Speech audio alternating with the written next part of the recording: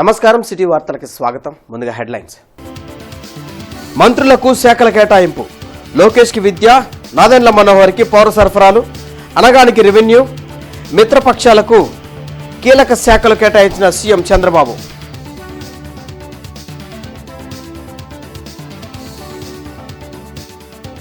CM Chandrababu 5 సంతకాలపై సర్వత్రా హర్షం. ప్రజలకు మనోధైర్యాన్ని సీఎం కల్పించారన్న ఎమ్మెల్యే నజీర్ అహ్మద్.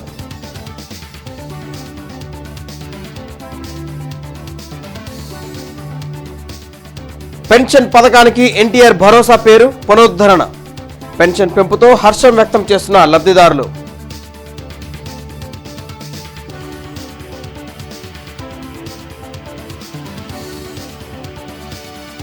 ఇచ్చిన హామీలు నెరవేరుస్తున్న సీఎం చంద్రబాబు. టీడీపీ ఎప్పుడు ప్రజా సంక్షేమం కోసం పాటుపడుతుందన్న ఎమ్మెల్యే శ్రావణ్ కుమార్.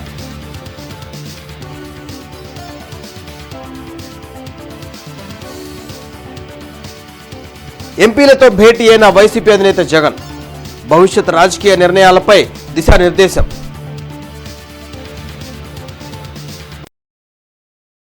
ముఖ్యమంత్రి చంద్రబాబు తన కేబినెట్లోని మంత్రులకు శాఖలు కేటాయించారు. పవన్ కళ్యాణ్, లోకేష్తో పాటు మిగిలిన మంత్రులకు కేటాయించిన పోర్ట్ఫోలియోలు ఇలా ఉన్నాయి. సీఎం చంద్రబాబు సాధారణ పరిపాలనా శాఖ, శాంతి భద్రతలు. పవన్ కళ్యాణ్ పంచాయతీరాజ్, గ్రామీణాభివృద్ధి, త్రాగునీటి సరఫరా, పర్యావరణం, అడవులు, science and technology. Nara Lokesh మానవ వనరులు, IT, electronics and communications, real time governance శాఖలను కేటాయించారు. వంగలపూడి అనిత హోంశాఖ, విపత్తుల నిర్వహణ. అచ్చెన్నాయుడు వ్యవసాయం, సహకార, మార్కెటింగ్, పశు సంవర్ధక. కొల్లు రవీంద్ర గనులు, జియాలజీ, ఎక్సైజ్ శాఖలను అప్పగించారు. నాదెండ్ల మనోహర్ ఆహారం, పౌర సరఫరాలు. పొంగూరు నారాయణ మున్సిపల్ పరిపాలన, పట్టణాభివృద్ధి శాఖలను కేటాయించారు. సత్యకుమార్ యాదవ్ ఆరోగ్యం, కుటుంబ సంక్షేమం, వైద్య విద్య. నిమ్మల రామానాయుడు జలవనరుల అభివృద్ధి, ఎన్ఎండి ఫరూక్ న్యాయశాఖ, మైనార్టీ సంక్షేమాన్ని కేటాయించారు. ఆనం రామనారాయణ రెడ్డి దేవాదాయ శాఖను, పయ్యావుల కేశవ్కు ఆర్థికం, ప్రణాళిక, వాణిజ్య పన్నుల శాఖలను కేటాయించారు.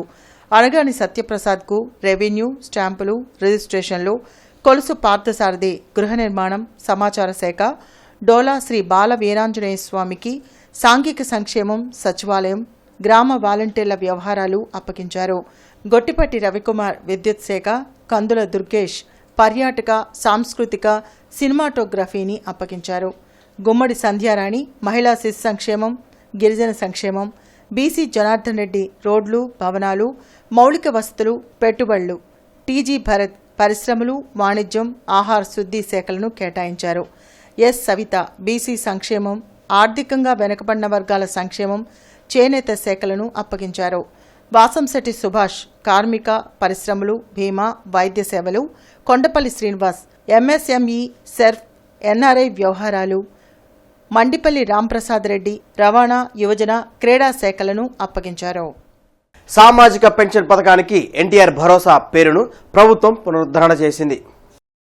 సీఎంగా చంద్రబాబు బాధ్యతలు స్వీకరించిన అనంతరం mega DSC, land titling act రద్దు, సామాజిక పింఛన్ల పెంపు, అన్నా క్యాంటీన్ల ఏర్పాటు, నైపుణ్య గణనపై సంతకం చేశారు. జూలై నుంచి వృద్ధాప్య పింఛన్ను 4,000, దివ్యాంగుల పింఛన్ను 6,000 రూపాయలకు ప్రభుత్వం ఇవ్వనుంది.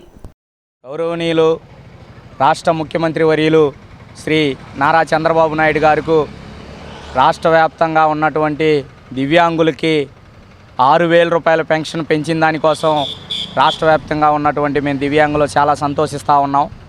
మా జీవితాలని వెలుగు నింపేది గౌరవనీయులు నారా చంద్రబాబు నాయుడు గారేనని చెప్పేసి పగాఢంగా నమ్ముతూ ఉన్నాం.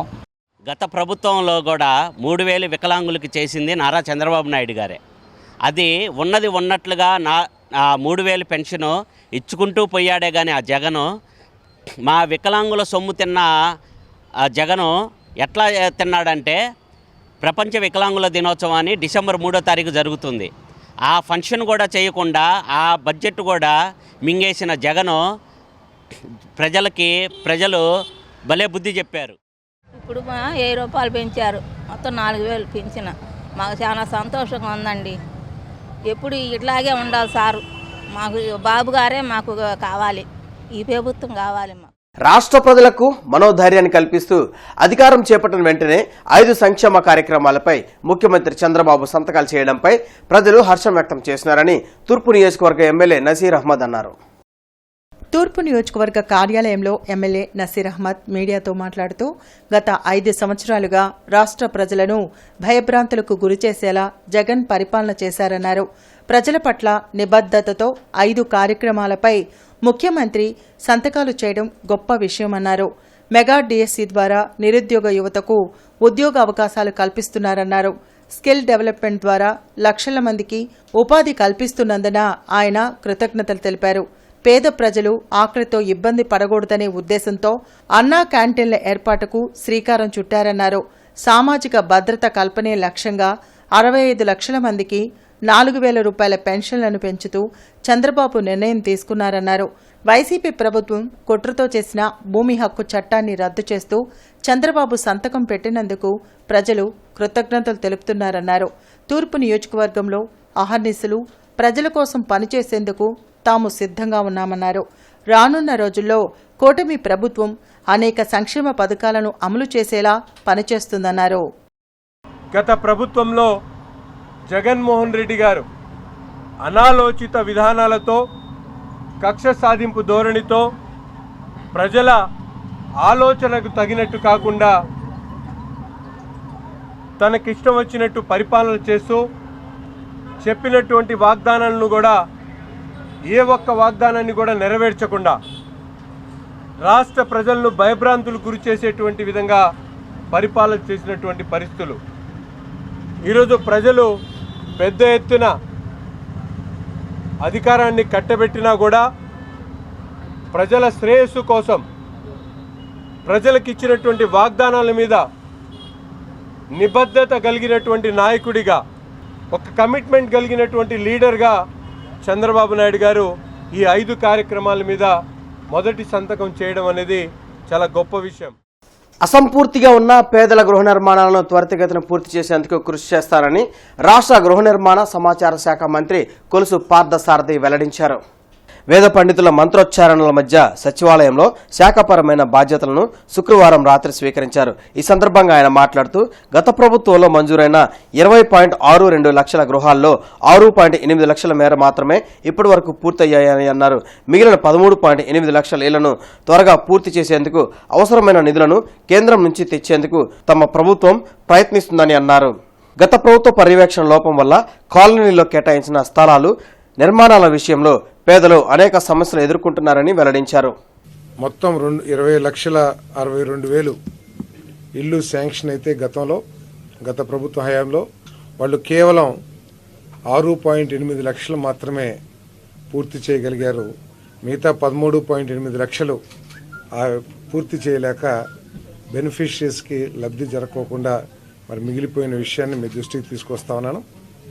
మరి తప్పుకోకుండా వీటన్నిటినీ కూడా చంద్రబాబు నాయుడు గారి నాయకత్వంలోని ప్రభుత్వం వీటన్నిటిని కూడా పూర్తి చేయడానికి చిత్తశుద్ధితో కృషి చేసి దానికి కావాల్సిన నిధుల్ని కేంద్ర ప్రభుత్వం నుంచి కానివ్వండి, స్టేట్ ప్రభుత్వం నుంచి కానివ్వండి సమకూర్చుకుని బెనిఫిషరీస్కి లబ్ధి చేకూరేట్టు తగు చర్యలు తీసుకుంటామని చెప్పేసి మనం చేస్తామని నేను. వికలాంగుల పెన్షన్ను 3,000 రూపాయల నుండి 6,000 రూపాయలకు పెంచుతూ రాష్ట్ర ముఖ్యమంత్రి చంద్రబాబు 3వ సంతకం చేయడంతో నగరంలో వికలాంగులు సంబరాలు చేసుకున్నారు. లాడ్జి సెంటర్ అంబేద్కర్ విగ్రహం వద్ద చంద్రబాబు, పవన్ కళ్యాణ్ చిత్రపటాలకు పాలాభిషేకం చేసి కృతజ్ఞతలు తెలిపారు. వికలాంగుల పెన్షన్ను 3,000 రూపాయల నుండి 6,000 రూపాయలకు పెంచిన ఘనత కూటమి ప్రభుత్వానికే దక్కుతుందన్నారు. ఎన్నికల్లో ఇచ్చిన హామీని అమలు చేస్తూ పెన్షన్లను పెంచుతూ చంద్రబాబు 3వ సంతకం పెట్టడం అభినందనీయమన్నారు. వైసీపీ రాష్ట్రాన్ని అప్పుల ఊబిలోకి నెట్టినా కూడా సంక్షేమ పథకాలను అమలు చేయడంలో చంద్రబాబు వెనకడుగు వేయలేదన్నారు. రాష్ట్రంలో ఉన్న పెన్షన్దారులు అందరూ కూటమి ప్రభుత్వానికి అండగా ఉంటారన్నారు. కార్యక్రమంలో గోనుగుంట్ల కోటేశ్వరరావు, కసుకుర్తి హనుమంతరావు తదితరులు పాల్గొన్నారు. చంద్రబాబు నాయుడు గారు అన్న మాట ప్రకారం వృద్ధులకి 3,000 రూపాయల పెన్షన్ 4,000కు పెంచి దివ్యాంగులకు 3,000 రూపాయలు ఉన్న పెన్షన్ 6,000 చేసినటువంటి కనిపించే దేవుడు ఎవరు? ఎవరు? దివ్యాంగులకి 500 ఉన్న పెన్షన్ని చంద్రబాబు నాయుడు గారు 1500 చేశారు. 1500 నుంచి 3000 చేశారు. 3000 నుంచి 6000 రూపాయలు చేసినటువంటి మహనీయుడు చంద్రబాబు నాయుడు గారు, పవన్ కళ్యాణ్ గారు. గత ప్రభుత్వంలో జగన్ గారు ఏం చేశారంటే 3000 చేసిన పెన్షన్ని అంతే 3000 చేసి మాకు వచ్చే బడ్జెట్ కూడా జగన్మోహన్ రెడ్డి భక్షించాడు. కానీ ఇప్పుడు మా దేవుడు నారా చంద్రబాబు నాయుడు గారు మళ్ళీ అధికారంలోకి వచ్చాడు. అధికారంలోకి రాగానే 3000 పెన్షన్ని 6000 చేశాడు. రుణపడి ఉన్నాం నారా చంద్రబాబు నాయుడుకి, ఎంతగానో కృతజ్ఞతలు. పేదవాడికి పట్టి అన్నం పెట్టిన స్ఫూర్తిదాత నారా చంద్రబాబు నాయుడు గారు, అభివృద్ధికి స్ఫూర్తిదాత నారా చంద్రబాబు నాయుడు గారు అన్న మాట ప్రకారం వృద్ధులకి పెన్షన్ 3000 4000 రూపాయలు, అలానే దివ్యాంగులకు కానివ్వండి చెప్పిన మాట ప్రకారం తూచా తప్పకుండా ఉమ్మడి అభ్యర్థి పవన్ కళ్యాణ్ గారు, నరేంద్ర మోడీ గారి సారథ్యంలో ఉమ్మడిగా ఏర్పడిన ప్రభుత్వంలో తొలి సంతకాలు పెడుతూ ఈ రాష్ట్ర చరిత్రలో కాదు భారతదేశ చరిత్రలో కూడా ఒక సువర్ణాక్షరాలతో లెక్కించబడిన దేశం మా ఆరాధ్యదైవం నారా చంద్రబాబు నాయుడు గారు. దివ్యాంగుల పట్ల చూపిస్తున్న శ్రద్ధ, వారికి పాదాభివందనం తెలియజేస్తూ రాష్ట్రంలో కూటమి ప్రభుత్వాన్ని ఏర్పాటు చేయడంతో అమరావతి రాజధాని రైతులు పాదయాత్ర నిర్వహించారు. వెంకటపాలెం నుండి తిరుమల వెంకన్న దేవస్థానం వరకు 12 మంది చేపట్టిన పాదయాత్రకు శంకర్ విలాస్ సెంటర్ వద్ద టీడీపీ నాయకులు స్వాగతం పలికారు. రాజధాని అమరావతి కోసం రైతులు తమ భూములను సైతం త్యాగం చేశారన్నారు. రైతులను ఇబ్బందులు పెడుతూ వైసీపీ ప్రభుత్వం గత 5 సంవత్సరాలుగా అరాచకపు పాలన చేసిందన్నారు. టీడీపీ అధికారంలోకి వచ్చి అమరావతిని రాజధానిగా ప్రకటించడంతో మొక్కులు చెల్లించుకునేందుకు రాజధాని రైతులు వెళ్తున్నట్లు చెప్పారు. కార్యక్రమంలో టీడీపీ నాయకులు కసుకుర్తి హనుమంతరావు, వాణిజ్య విభాగం నాయకులు శేఖర్ తదితరులు పాల్గొన్నారు. జగన్మోహన్ రెడ్డి మోసపూరిత హామీలను నమ్మి ఎవరికైతే నేను మీకు రాజధాని ఇక్కడే ఉంచుతాను, తర్వాత డెవలప్ చేస్తానని మాయమాటలు చెప్పితే నమ్మి జగన్మోహన్ రెడ్డిని గెలిపించారు. ఆయన గెలిచిన తర్వాత 2019లో రాజధానిని 3 రాజధానులని చెప్పి మళ్ళీ నాటకాలు మొదలుపెట్టాడు. ఆ నాటకాలను తట్టుకోలేక అమరావతి ప్రాంత ప్రజలందరూ కూడా ఒక ఉవ్వెత్తున ఉద్యమం, న్యాయస్థానం టు దేవస్థానం ఉద్యమాన్ని చేపట్టారు. ఆ ఉద్యమంలో నేను కూడా పాల్గొనడం జరిగింది. తర్వాత అరసవల్లి నుంచి అమరావతి నుంచి అరసవల్లికి కూడా జరిగింది, దానిలో కూడా పాల్గొన్నాను. ఆ ప్రాంత రైతుల యొక్క ఇబ్బందులను చూసి మనసు చెల్లించి నేను కూడా పాదయాత్ర చేశాను. వాళ్ళు చేసింది వాళ్ళ సొంత ప్రయోజనాల కోసం కాదు, ఆంధ్రప్రదేశ్ రాష్ట్ర ప్రయోజనాల కోసం వాళ్ళు భూములు దారం చేశారు. ఉమ్మడి అభ్యర్థుల గెలుపు కోసం ప్రతి ఒక్కరు పాటుపడినందుకు ప్రత్యేకంగా వెంకటపాలెం నుంచి వెంకన్న సంధికి నారా చంద్రబాబు నాయుడు గారు నేను అనే ముఖ్యమంత్రిగా ప్రమాణం స్వీకారం చేసిన తర్వాత వీరు బయలుదేరటం చాలా సుపరిణామం. కలియుగ దైవుడు కరుణించి ఆంధ్రప్రదేశ్ని అమరావతిగా ఉంచినందుకు కూడా ప్రతి ఒక్కరు కూడా ప్రతి ఒక్కరు కూడా దాన్ని ఆశీర్వదిస్తున్నారు. అట్లానే వీరందరూ 12 మంది కూడా కాలినడకన అమరావతిని వెంకటపాలెం నుంచి కలియుగ దైవం వెంకటేశ్వర సన్నిధికి మొక్కు తీర్చుకున్నందుకు వారందరికీ ప్రత్యేకంగా ధన్యవాదాలు. ముఖ్యమంత్రిగా చంద్రబాబు బాధ్యతలు చేపట్టిన మొదటి రోజే 5 హామీలపై చేసిన సంతకాలతో రాష్ట్ర ప్రజలు ఆనందోత్సాహాలతో ఉన్నారని తాడికొండ ఎమ్మెల్యే టీడీపీ జిల్లా అధ్యక్షులు శ్రావణ్ కుమార్ అన్నారు. జిల్లా తెలుగుదేశం పార్టీ కార్యాలయంలో శ్రావణ్ కుమార్ మీడియాతో మాట్లాడుతూ జాబ్ క్యాలెండర్ ఇస్తానని జగన్ వాలంటీర్ ఉద్యోగాలిచ్చి మోసం చేస్తే చంద్రబాబు అధికారంలోకి వచ్చిన మొదటి రోజే డీఎస్సీ నోటిఫికేషన్పై మొదటి సంతకం చేశారన్నారు. సంచలనమైన వివాదాస్పదమైన భూమి హక్కు చట్టాన్ని రద్దు చేస్తూ చంద్రబాబు 2వ సంతకాన్ని చేయడంతో ప్రజలు హర్షం వ్యక్తం చేస్తున్నారన్నారు. పెన్షన్ 4000 రూపాయలకు పెంచుతామని ఎన్నికల్లో ఇచ్చిన హామీని అమలు చేస్తూ బకాయిలతో సహా చెల్లిస్తూ 3వ సంతకాన్ని చేశారన్నారు. నిరుద్యోగులకు స్కిల్ డెవలప్మెంట్ను పెంచి తద్వారా ఉద్యోగ అవకాశాలను కల్పిస్తూ 4వ సంతకం చేశారన్నారు. రానున్న రోజుల్లో యువగడం పథకం ద్వారా 20 లక్షల ఉద్యోగాల కల్పన కోసం ప్రభుత్వం కృషి చేస్తుందన్నారు.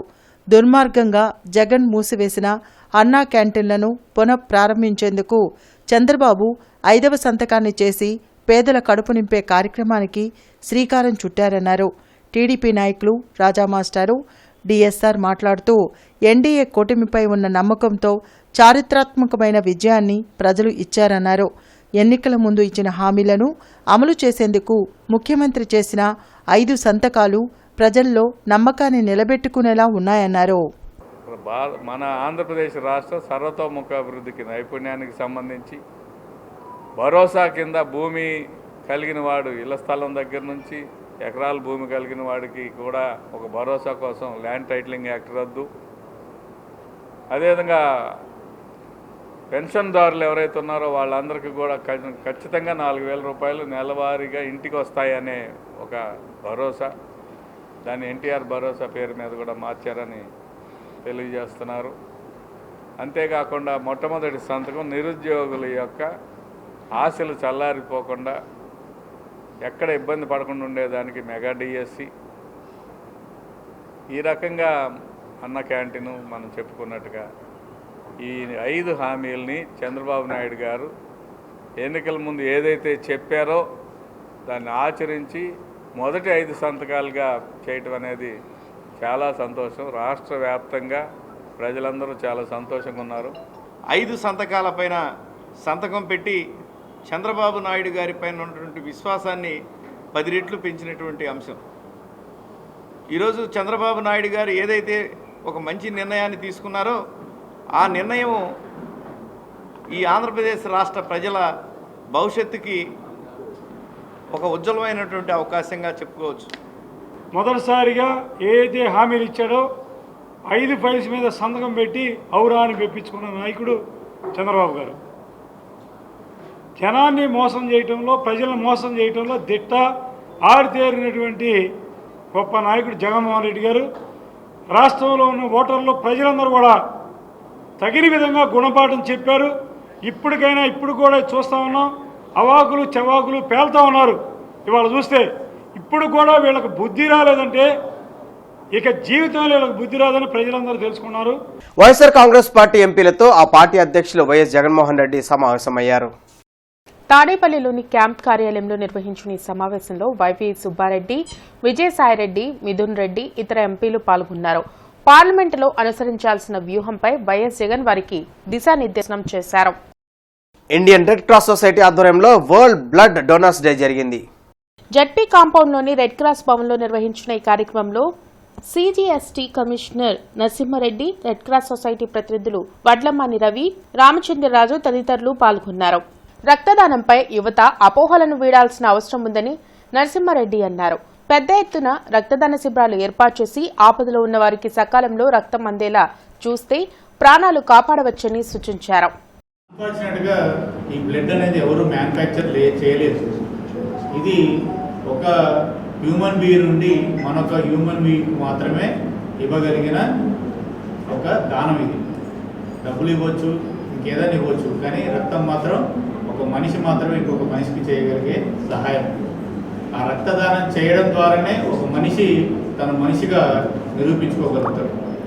భవిష్యత్తులో మరింత మంది యువకులు ఈ రక్తదానాన్ని ఒక ఉద్యమంలాగా తీసుకొని రక్తదానం అనేది జీవితాంతం చేయాల్సి ఉంటుంది. ఎందుకంటే అంత షార్టేజ్ ఉంది. ఈరోజు న్యూస్ రిపోర్ట్స్ కనుక చూసినట్లయితే దాదాపు ప్రతి సంవత్సరం ఒక భారతదేశంలోనే 20 లక్షల మంది రక్తదానం కోసం ఎదురు చూస్తారు. మంత్రులుగా నియమితులైన కొల్లు రవీంద్ర, అనగాని సత్యప్రసాద్ను జిల్లా బీసీ విభాగం అధ్యక్షులు వేములకొండ శ్రీనివాస్ మర్యాదపూర్వకంగా కలిసి శుభాకాంక్షలు తెలిపారు. భూగర్భ గనులు, ఎక్సైజ్ శాఖ మంత్రిగా నియమితులైన కొల్లు రవీంద్రని, స్టాంపులు, రిజిస్ట్రేషన్ శాఖ మంత్రిగా నియమితులైన అనగాని సత్యప్రసాద్ని జిల్లా బీసీ విభాగం అధ్యక్షులు వేములకొండ శ్రీనివాస్ మరియు బీసీ నాయకులు మర్యాదపూర్వకంగా కలిసి శాల్వాతో సత్కరించి పుష్పగుచ్చమిచ్చి వారికి హృదయపూర్వక శుభాకాంక్షలు తెలిపారు.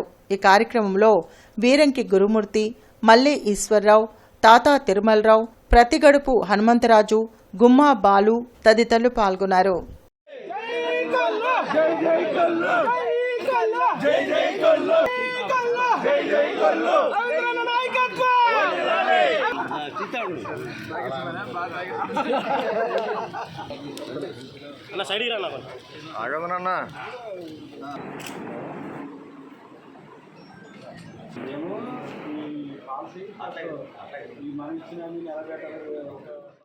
నీట్ పరీక్షల్లో అక్రమాలకు పాల్పడిన వారిపై కఠిన చర్యలు తీసుకోవాలని డిమాండ్ చేస్తూ నగరంలో ఎన్ఎస్యుఐ ఆందోళనకు దిగింది.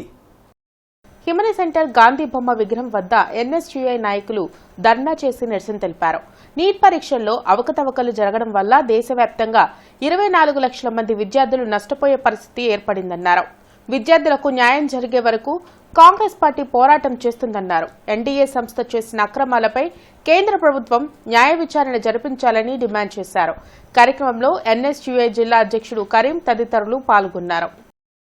ఏజెన్సీ వారు నిర్వహించినటువంటి 2024 నీట్ పరీక్షల్లో దేశవ్యాప్తంగా కూడా 24 లక్షల విద్యార్థుల భవిష్యత్తు ఏ విధంగా అయితే ఉందో, నీట్ పరీక్ష పేపర్లను లీకేజ్ చేసినటువంటి కొంతమంది వ్యక్తుల వల్ల ఈరోజు ఎంతోమంది విద్యార్థుల యొక్క ప్రాణాలను సైతం, విద్యార్థుల యొక్క భవిష్యత్తును సైతం నాశనం అయ్యేటటువంటి పరిస్థితి కనబడతా ఉంది.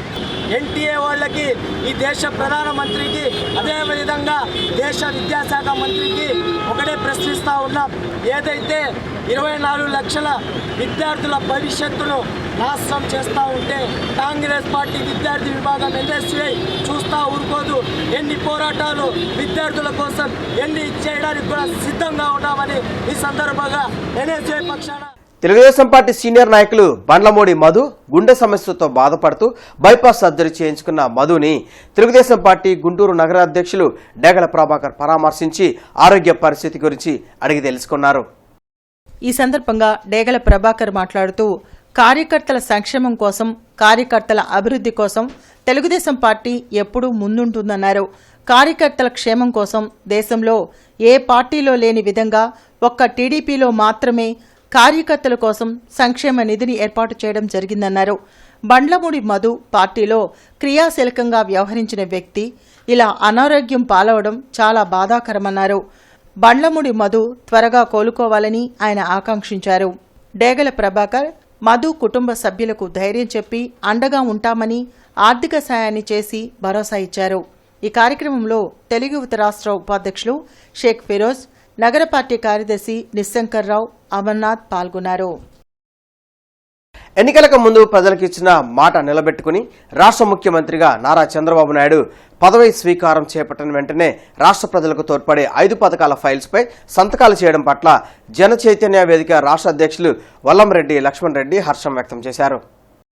మెగా డిఎస్సితో దాదాపు 16,350 ఉపాధ్యాయుల పోస్టులు భర్తీ చేయడం, రైతులకు నష్టం కలిగించే ల్యాండ్ టైటిలింగ్ యాక్ట్ను రద్దు చేయడం, వృద్ధులకు పెన్షన్ను 4,000కు పెంచడం, అన్న క్యాంటీన్లను పునరుద్ధరించడం, స్కిల్ సెన్సెస్ ద్వారా నైపుణ్యాలను పెంపొందించడం లాంటి పథకాలు కోట్లాది ప్రజల జీవన ప్రమాణ స్థాయిని పెంపొందిస్తాయని తెలిపారు.